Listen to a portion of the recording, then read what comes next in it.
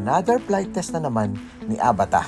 At ngayong gabing ito, sinubukan kong kumuha ng video in low light mode, meaning hindi ganong kaliwanag para malaman ko ang quality ng output niya. At yung video na nasa taas, yan mismo yung video na dinownload ko mula sa drone memory. At yung video sa baba, yan naman yung video na nirecord ko sa phone ko habang nakakonect ito sa DJI Goggles 3. Napabilib din naman ako sa quality ng output video na galing sa drone. Walang noise at napaka-smooth ng galaw ng drone kumpara dun sa DJI Goggles 3 na halos makapapansin mo na nagpi-flicker pa yung ilaw at saka medyo gumagalaw-galaw pa yung drone, nakukuha pa niya yung movement ng drone. Kung mapapansin nyo dun nga pala sa video sa baba, yung circle na puti sa gitna, yan nga pala yung pinapalo ko habang gamit ko yung RC Motion Controller. Kapag may circle ka na nakikita, that means kahit anong galaw ng kamay mo ay susunod na yung drone sa movement ng